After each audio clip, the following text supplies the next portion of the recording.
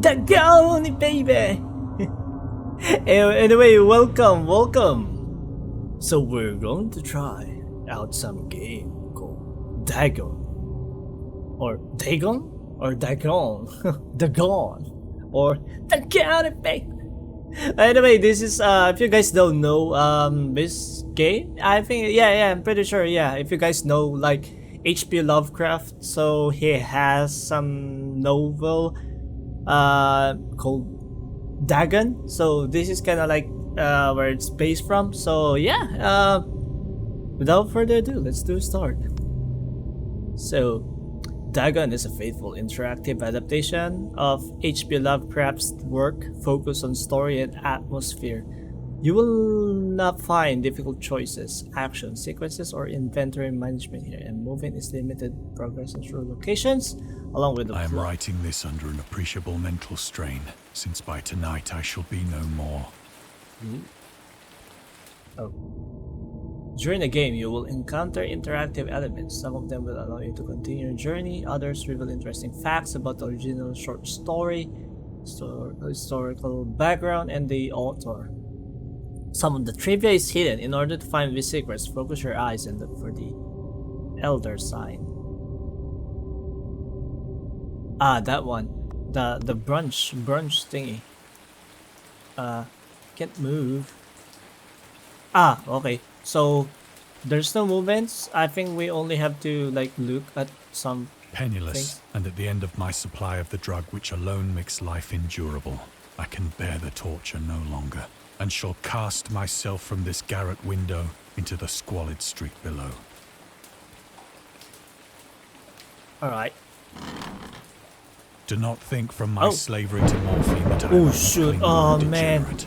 man. That kind of triggers my phobia. I really hate like thunders and lightning. And now my heart is racing. When you have read these hastily scrawled pages, you may guess, though never fully realize, why it is that I must have forgetfulness or death. More trivia. So we're gonna find the Elder. Let's try and find. Probably there might actually be a trivia already. Why can't like Luke? This is kind of spooky, like not being able to turn at all. It's kind of like the same as like having a sleep paralysis. So morphine. Morphine entered into use in the 19th century and was routinely administered to treat severe pain during the American Civil War. So 1861 to 1865 and World War I, 1914 and 1918. It was also sold without restrictions until 1914. Morphine became more popular after the invention of the hypodermic syringe around the one we were seeing there. Around 1854, Friedrich Serturner, who first isolated the substance, originally named it morphium. It's morphium time! After Morpheus time! Oh, the Greek god associated with dreams. Ah, Morpheus. At the Morbius. At the time when Dagon was published, morphine abuse, known as soldier's disease, already posed a big problem in the... Yeah, I mean, like, all those soldiers that came from... Yeah, they get, you know... Show trivia upon finding them. You can read the trivia image. Oh, okay. I'm gonna go for that one. It's no biggie. That's to progress the story. That's the hypodermic needles. Hypodermic. And that's what's that? An ice pick or a cork? Something similar. It was in one of the most open and least frequented parts of the broad Pacific that the packet of which I was that's a pretty much fell a victim to the German Oh sea yeah. raider. Like metal ships are already on no. All aboard. Oh. Sheesh. Not being able to look at my back, it seems like there's someone might actually be like standing behind me already. It's scary. It says, oh. The Great War was then at its very beginning, and the ocean forces of the Hun had not completely Hey. sunk to their later degradation. I don't know what that flag is.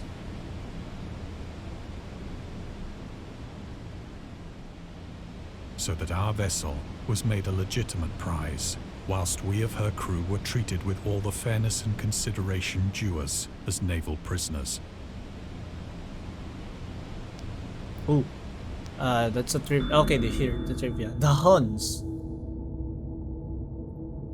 Huns gets a flam in warfare.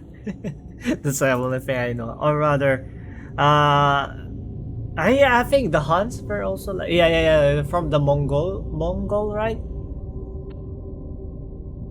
The Huns were Central Asian nomads who established a dominion in Europe and invaded the Roman Empire in the 5th century AD. They were known as brutal, deadly warriors and masters of quick raids who also developed powerful composite bows, lassos, and early siege weapons. Okay, I'm not only like, we're also learning. This is really nice. During World War One, the British used the word Hun as a synonym for okay, in order to emphasize their brutality. Yeah, I think I remember it was them who adopted this like double like ensuring that the soldiers would be dead, like, so if they probably shot them, and then just to be sure they would stab them while they are laying there, just to see if they are really dead or just playing possum, or rolling like those from the like the rats who play dead, like that kind of thing, or whatever. During World War One, the British used the word. Yeah, we already. However, the term originated when the German Emperor Wilhelm II gave a speech to his troops on 27th of July 1900s before they embarked to China. Should you encounter the enemy, he will be defeated. No quarter will be given. Prisoners will not be taken. Whoever falls into your hands is forfeited. Oh, that's really brutal. Just as 1,000 years ago, the Huns under their king Attila made a name for themselves. Ooh, that's first time hearing the word Attila. Oh, never mind. Just as 1,000 years ago, the Huns under their king Attila made a name for themselves, one that even today makes them seem mighty in history and legend. May the name German be affirmed by you in such a way in China that no Chinese will ever again dare to look cross-eyed at the German. Their refusal to take prisoners was a clear breach of. This is one of the things. It's a breach of the law to, like, if they surrendered and you kill, instead of taking them as a prisoner, it's a breach of the law. It's a breach of the law.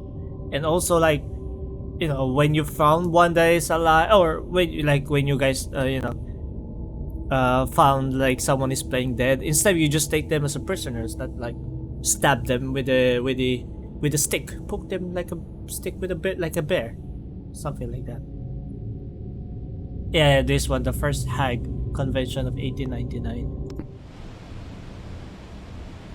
Wow, I'm having big brain time.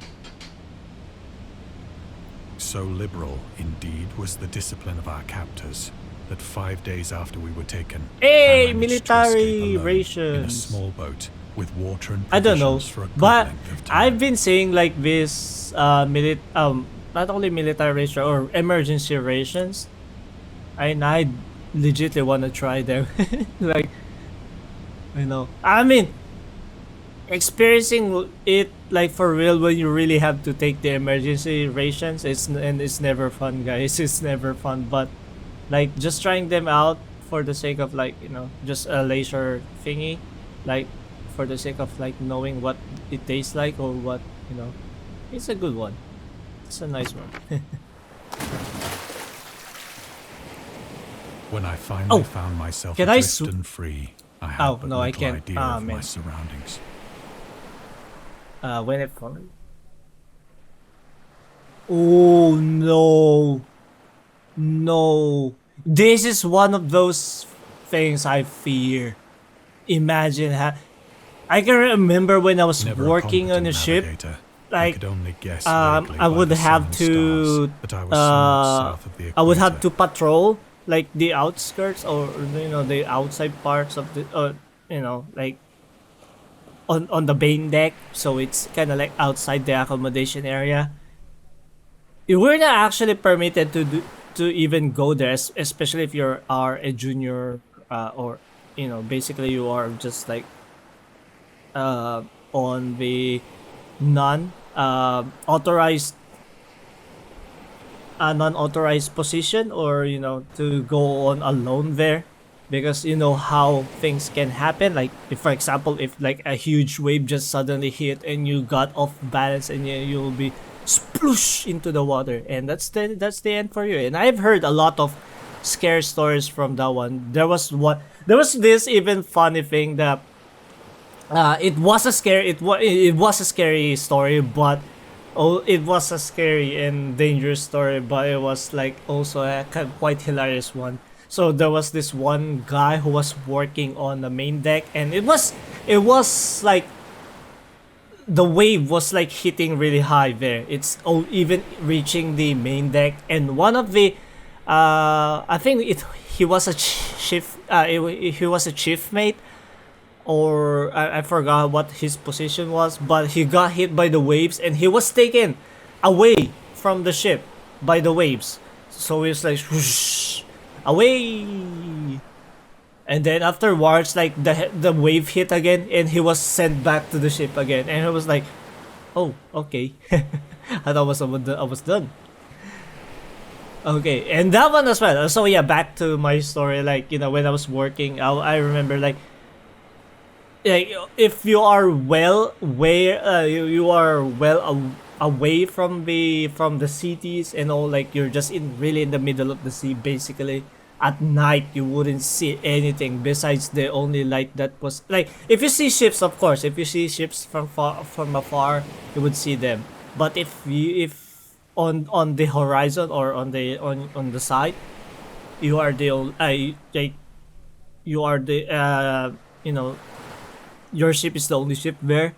It's basically dark. You wouldn't see anything. Like you can't even see like the waves down when you look over the deck, and like, oh man, you don't even know. Probably there might actually be like like a sea kraken already like wiggling their tentacles, and first thing you know, you would be already tentacled.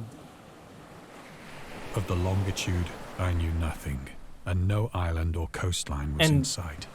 even imagine that you're on a ship. It's supposed to be safe, or safer, compared to this being in a boat in the middle of sea alone.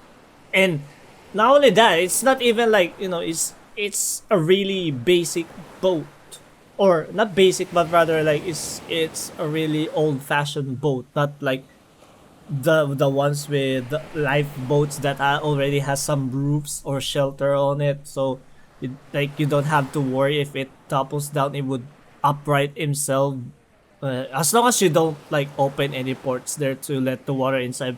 But with that you don't have to worry about it like toppling over when a huge wave crashes. That this one, just a single wave, this would be over. Okay, let's see. um oh, I can turn my back now, but I can then on this side, I can only turn on this side. Oh, uh wait. There might be some star. Usually you navigate this by star, and I never learned how to do that one.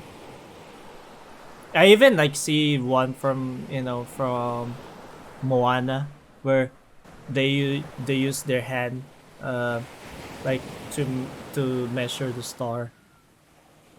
Oh yeah, to measure the distance between the stars to navigate your way around.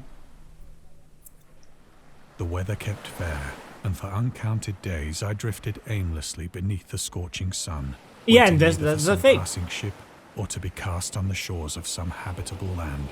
You're like a fish getting dried, or getting smoked. Oh, not smoked, rather just dried. And you can't even drink water. There's no water here. Unless you have a desalination um, equipment. You can drink. No, we're just like circling over. Whew, whew, whew, whew. I But neither ship nor land appeared, and I began to despair in my solitude upon the heaving vastness of unbroken blue. The change happened whilst I slept. oh Its details I shall never know, for my slumber, though troubled and dream-infested, with oh ho, ho. Oh shoot!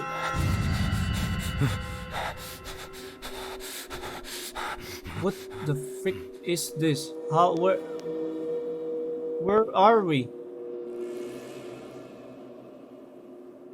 I don't know, these are krakens. They kind of like more of a mollusk. when at last I awoke, it was to discover myself half sucked into a slimy expanse of hellish black mire, which extended about me in monotonous undulations as far as I could see, Help! and in which my boat lay grounded some distance away. Ah! Though one might well imagine that my first sensation would be of wonder at so prodigious and unexpected a transformation of scenery, I was in reality more horrified than astonished. For there was in the air and in the rotting soil a sinister quality which chilled me to the very core. The region was putrid with the carcasses of decaying fish and of other less describable things which I saw protruding from the nasty mud of the unending plain. Perhaps I should not hope to convey in mere words the unutterable hideousness that can dwell in absolute silence and barren immensity. There was nothing within hearing and nothing in sight save a vast reach of black slime. Yet the very completeness of the stillness and the homogeneity of the landscape oppressed me with a nauseating fear. The sun was blazing down from a sky which seemed to me almost black in its cloudless cruelty, as though reflecting the inky marsh beneath my feet. Oh no!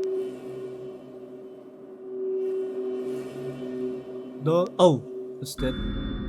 The origins of Dagon. Dagon seems to be inspired by Fishhead, a short novel by Irvin S. Cobb about unnatural affinities between a hybrid idiot and the strange fish of an isolated lake. Supernatural horror in literature, H.P. Lovecraft, and Lovecraft's dream about a strange island emerging from the ocean and him crawling in the ooze that covered its surface. How come you will be?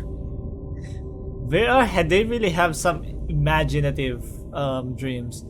A dream that the whole hideous scroll and cake it filled the ooze sucked me down in defense of Dagon. H.P. Lovecraft. Lovecraft's interest in the topic stemmed from his aversion to fish and sea smells.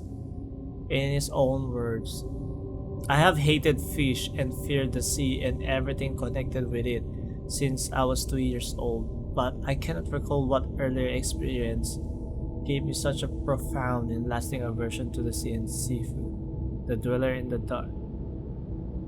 The Dweller in Darkness, Lovecraft, 1927, Donald Wandrake. Okay. Yeah, for me, the smell of the sea never really was a As I good thing crawled for into me. the stranded boat, I realized that only one theory could explain my position. Oh, what's that? There's a big mound of slimy blob over there. Through some unprecedented volcanic upheaval, Yeah, a that portion of one. the ocean floor must have been thrown to the surface, exposing regions for which innumerable millions of years had lain hidden under unfathomable watery depths. I guess this is like the representation of us, like having to imagine what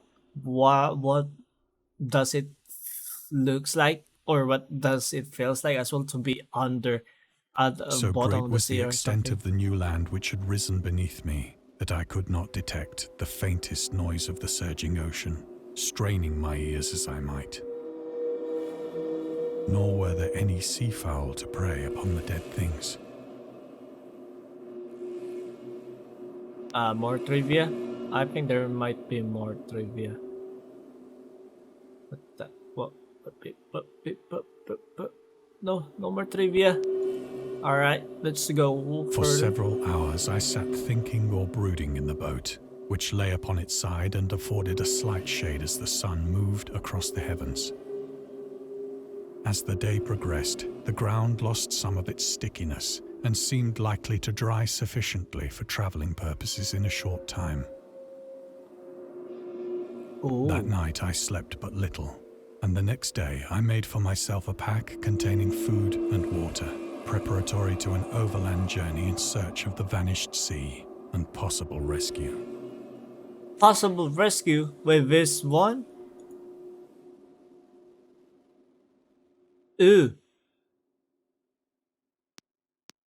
Could you stay away from my side? Stay away. Alright. On the third morning, I found the soil dry enough to walk upon with ease. Oh, what? Ooh. The odor of the fish was maddening, but I was too much concerned with graver things to mind so slight an evil, and set out boldly for an I mean, I unknown can goal. handle like the fish smells and sea smells, but they never really was good for me. They're really, you know, what do you call that? Stinky. Why would you walk over that huge thing? All Oh! day I forged steadily westward, guided by a faraway hummock which rose higher than any other elevation on the rolling desert. Oh. What the? Am I on a? Am I on a Starship Troopers planet? I wonder if like Starship Troopers is also. I know like Starship Trooper first came from a novel or something. Oh, that's a beach rail.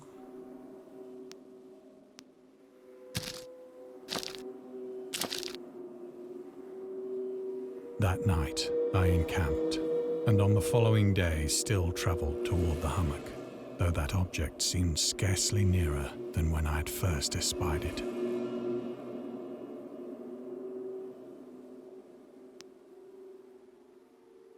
Oh, there's one. The Horrors of the Ocean. The creator of the Cthulhu mythos, or yeah, and the fictional underwater sea of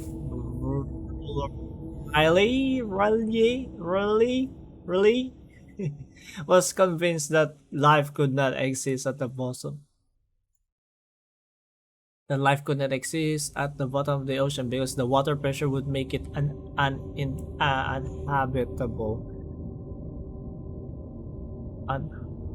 Man, hang on. I was kind of thinking of inhabitable, but uninhabitable. Yeah, I guess you could use that one. Today we know that the darkest depths of the ocean are home to many peculiar organisms. The deepest dwelling fish we have discovered so far, the Mariana snailfish, can live about 8,000 meters, more than 26,000 feet below the ocean surface in never-ending darkness and at a hellish crushing pressures, hundreds of times stronger than those found at sea level. Upon glancing at the modern photos of deep-sea creatures such as the anglerfish, the fangtooth, or the viperfish, and their truly Lovecraftian characteristics, it's hard not to find some irony in this. True that.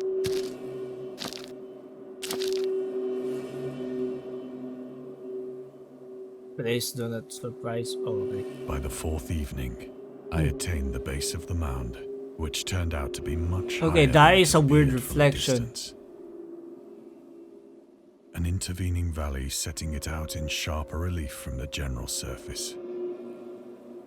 Too weary to ascend, I slept in the shadow of the hill. I know not why my dreams were so wild that night, but ere the waning and fantastically gibbous moon had risen far above the eastern plain, I was awake in a cold perspiration, determined to sleep no more. Such visions as I had experienced were too much for me to endure again. And in the glow of the moon, I saw how unwise I had been to travel by day. Without the glare of the parching sun, my journey would have cost me less energy. Don't just like forcefully do the one. Indeed, I now felt quite able to perform the ascent which had deterred me at sunset.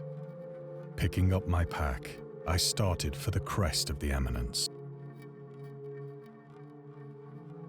Oh. I have said that the unbroken monotony of the rolling plain was a source of vague horror to me. But I think my horror was greater when I gained the summit of the mound and looked down the other side into an immeasurable pit or canyon, whose black recesses the moon had not yet soared high enough to illumine. Ooh. I found Yeah, myself that's on the edge of the world, peering over the rim into a fathomless chaos of eternal night. Yeah, that's kind of like how it feels like, you know, on a Through my terror ran curious dark reminiscences night. of Paradise Lost, and of Satan's hideous climb through the unfashioned realms of you only see darkness. like stars and moon, but beneath like there's nothing but only As the darkness. moon climbed higher in the sky, I began to see that the slopes of the valley were not quite so perpendicular as I had imagined. Oh, do you wanna go? Ledges and outcroppings of rock afforded fairly easy footholds for a descent, whilst after a drop of only a few hundred feet, the declivity became very gradual. It's as it feels like we are. Urged on by an impulse which I cannot definitely analyze, I scrambled with difficulty down the rocks and stood on the gentler slope beneath, gazing into the Stygian deeps, where no light had yet penetrated. All at once, my attention was captured by a vast and singular object on the opposite slope, which rose steeply about 100 yards ahead of me. An object that gleamed whitely in the newly bestowed rays of the ascending moon. That is... should be a big red flag for us. That it was merely a gigantic piece of stone, I soon assured myself. But I was conscious of a distinct impression that its contour and position were not altogether the work of nature. A closer scrutiny filled me with sensations I cannot express.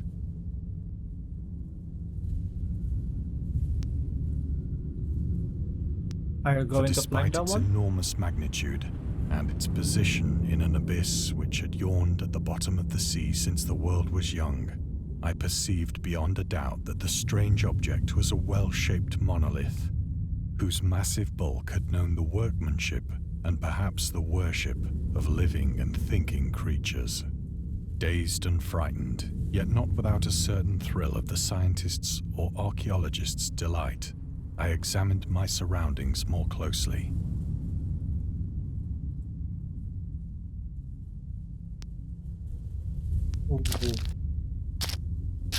Ooh, that sound.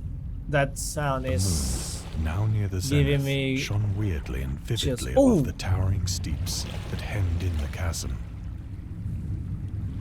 Oh no. and revealed the fact that a far-flung body of water flowed at the bottom, winding out of sight in both directions and almost lapping my feet as I stood on the slope.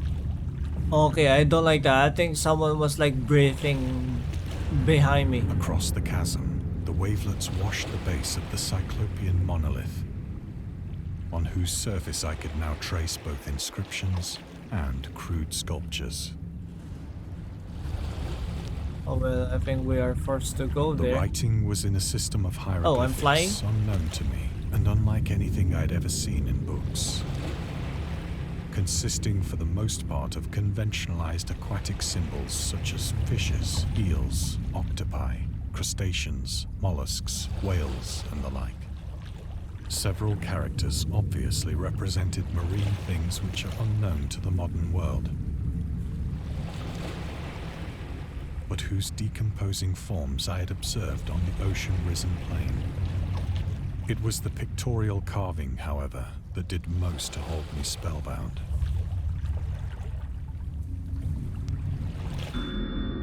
Alright, storytelling methods. Dagon contains many themes and storytelling methods that Lovecraft developed in his later work, such as telling the story through carvings at the Mountains of Madness that name the city. Journals and characters notes the shadow out of time, the haunter of the dark. Islands emerging from the ocean, the call of Cthulhu, or fictional beings and deities based on real events and mythologies. Migo in the Whisper in Darkness is also considered the origin of the popular Cthulhu mythos. Some of Lovecraft's other stories also conclude in a manner similar to Dagon, but let's get to this as well. Oh, nice. Plainly visible across the intervening water on account of... Why do I feel like there's going to be a surprise at the bottom of this? Reliefs whose subjects would have excited the envy of a Doré.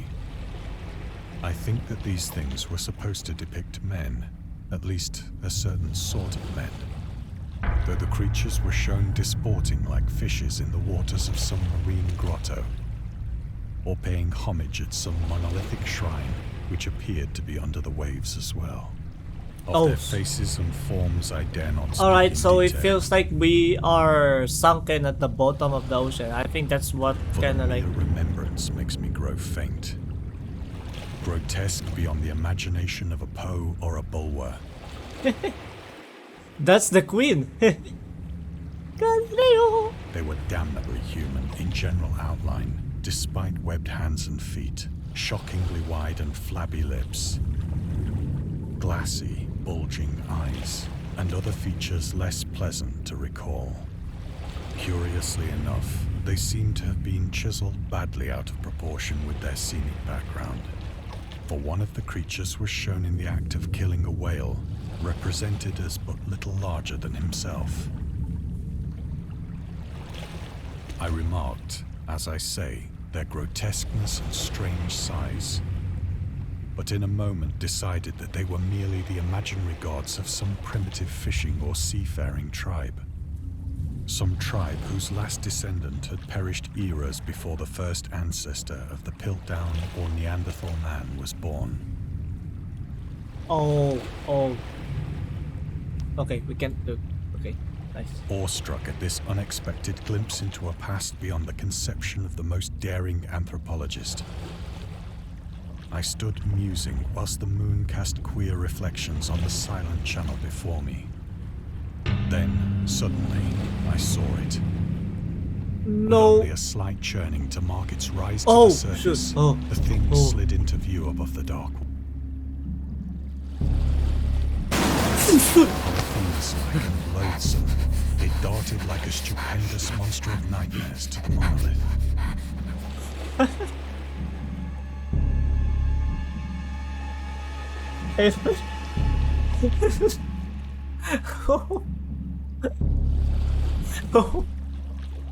That got me.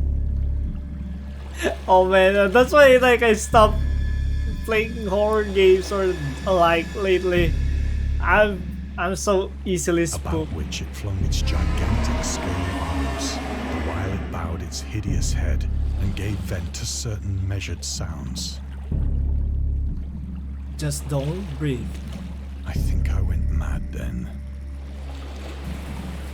Of my frantic ascent of the slope of the That's cliff, not the right and time my for that one. delirious journey back to the stranded boat. Oh, why are we back here?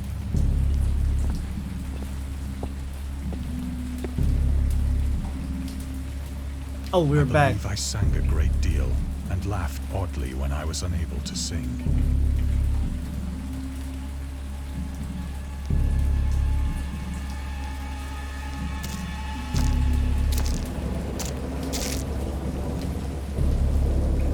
I have indistinct recollections of a great storm sometime after I reached the boat. At any rate, I know that I heard pearls of thunder and other nature. Only in her. I'm sorry, I clicked that one. Gonna skip the.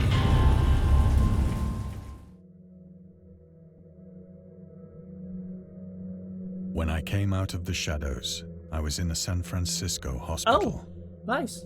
Thank you. Brought those who thither saved me. by the captain of the American Delirious ship but which had free. picked up my boat in mid-ocean.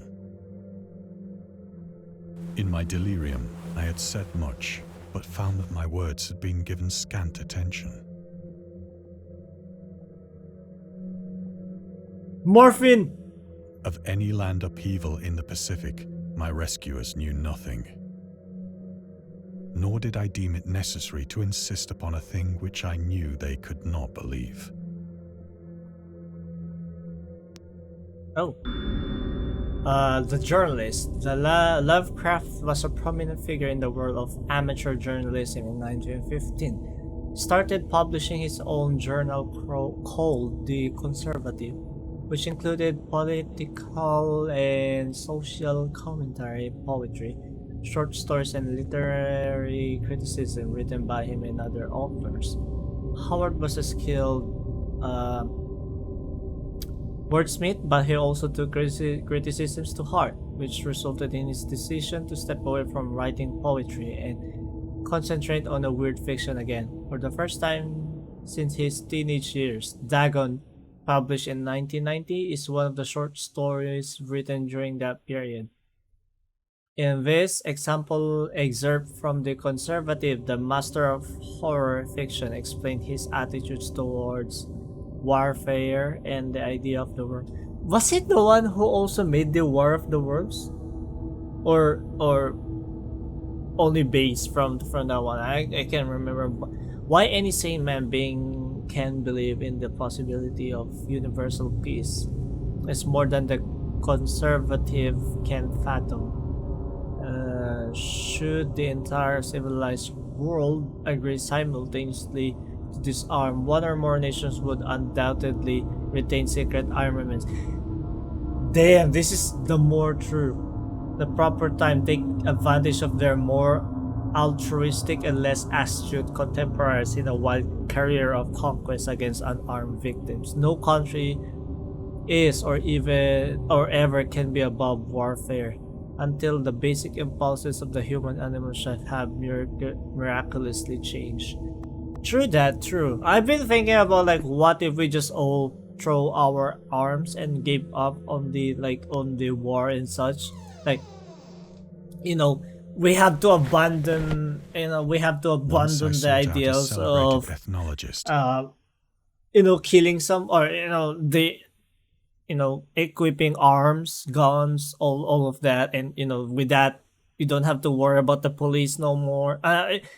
You don't have to go for the police no more, or to the with soldiers as well for each nation. They don't have to spend like billions of dollars for weapons and such equipments as well. You don't have to worry anything else. Instead, you would allocate those resources to help the needs, to help the people in needs, to solve the starvation and all those stuff. But it's always not that simple. Him with Or unless it questions is like regarding the ancient as Philistine what it legend said of there. Dagon, the fish god.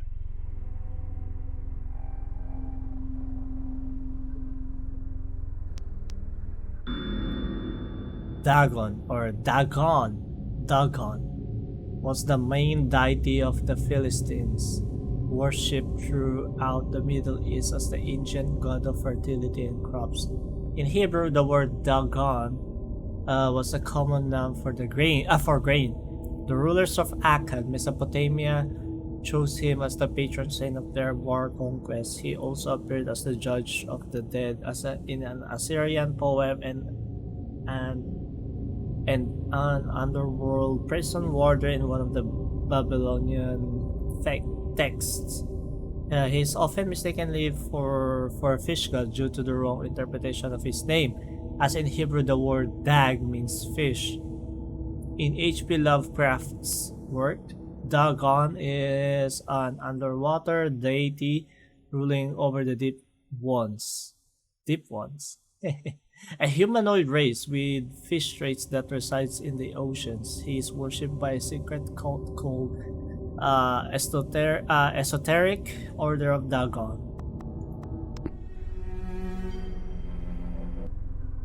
Why do I feel like there's something bad is going to? But soon perceiving that he was Why the hopelessly frick is there a conventional, Necronomicon I here? did not press my inquiries.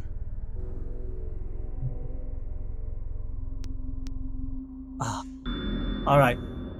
August Derleth. Derleth and the Cthulhu Mythos. August Derleth was an American writer and anthologist. He also befriended Lovecraft and published many of his works through his company Arkham House. Although he greatly contributed to the popularization of the author's works after his death, he is surrounded by numerous controversies. One of his most questionable decisions involved introducing the good versus evil doctrine. Derleth was a devout Catholic to the Cthulhu mythos, which contrasted with Lovecraft's view of the world and his approach to cosmic horror. As a result, the author's works are often misunderstood and misinterpreted in today's culture. It is also worth noting that Lovecraft was never really interested in creating the mythology, and the term Cthulhu mythos was coined by Derleth after the author left the mortal plane. Oh?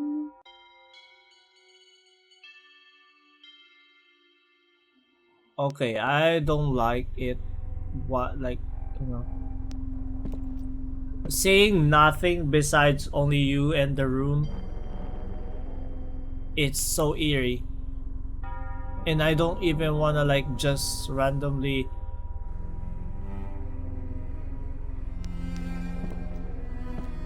like look around, like, you know, like, It is at night, oh, especially when the moon is gibbous and waning, that I see the thing. I tried morphine, but the drug has given only transient surcease and has drawn me into its clutches as a hopeless slave.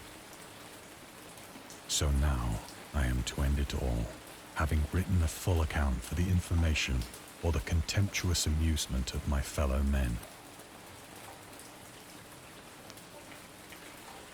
well, he did go morphine time. Lovecraft hated tobacco, even though he used to smoke when he was 12 in order to look and feel like an adult.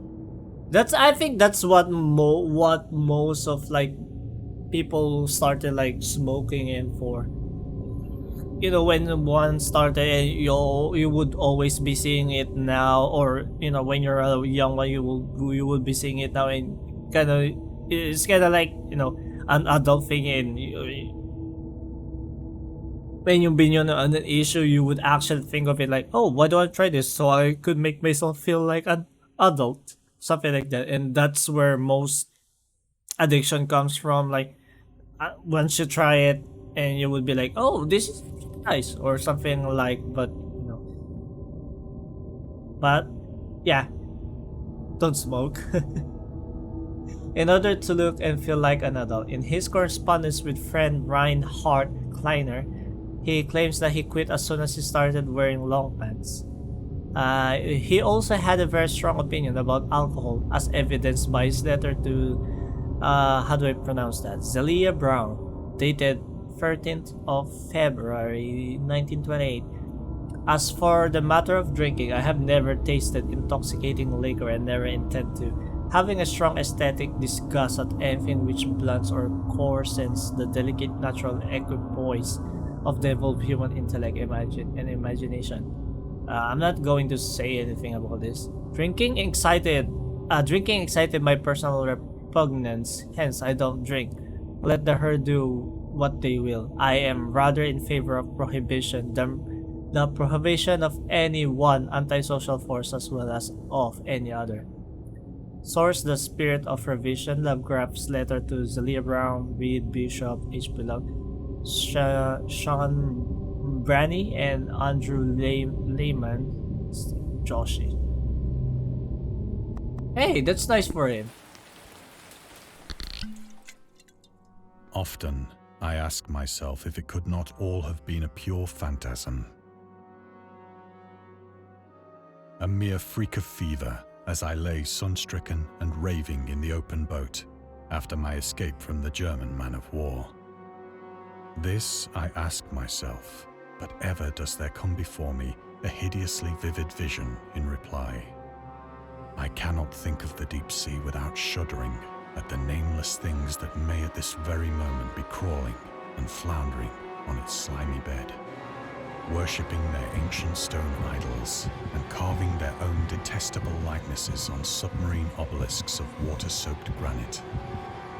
I dream of a day when they may rise above the billows to drag down into their reeking talons the remnants of puny, war-exhausted mankind. Of a day when the land shall sink, Yeah, and I the mean, dark ocean when you shall come to think ascend of it, like, amidst the ocean universal is vast, pandemonium. and you know,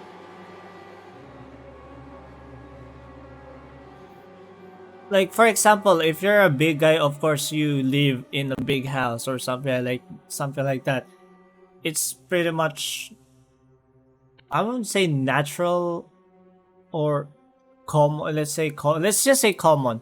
You like, you tend to choose like something that is comfortable for you. Like, if you're the big guy, you wear, if you have a big feet or big foot, you wear big shoes. And if you have a large build, you wear something that fits your size. So when we come to think of like also house, like if you guys have a huge family, a huge family size, or when you have like many family members in your family, you buy or you build or you buy a house that would fit for your numbers of your members. So when you come to think of like ocean is so vast. Like, there must be some, when you will think of like, oh, there must be something that you know that lives there, that would be befitting the size of the The ocean. end is near. I hear a noise at the door, as of some And immense as slippery it is body like from the lumbering against relics or from the fossils, pretty true. I mean, there have been like dinosaurs. That's like for the first ones, right? Like there are, we have blue whales, which are really that huge. I hate that thumping sound. And am I forced to only look like at the window? Oh, at the door. Ooh. Oh wait, can I look on the other side?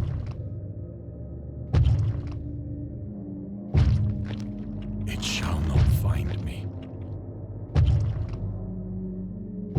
Actually, it already does. It already did. He is already like. Oh, dang it! No. God, that hand!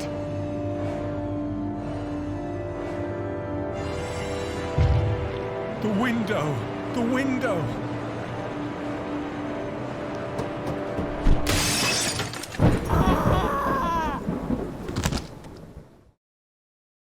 This may also be a good representation that the guy is simply became mentally ill from the hardships that he had, that he has experienced, and that was kind of like how he ended up, until like that deciding factor, that just moment, and he jumped out of the window to thinking that he's trying to escape that monster. I don't know, but but anyway, this is really exciting. I love it. It's kind of like it's kind of like a reading a novel, but you're living in the novel, or you're getting the feel of that of the characters that is in the novel, and it's nice. It's nice. Anyway, if you guys want to Anyway, if you guys like the video, just leave a thumbs up and do subscribe if you want to watch more of my contents, and you know, hit the notification bells to keep updated with them uploads. Um, and I have a Twitch channel. You can also follow it, please. And if you see me live, say hello, and that will be really much appreciated. And as always, guys, thanks for watching, and yeah, I'll see you guys next time. And SkerdyFox here. Thanks for watching again. Stay safe and peace out.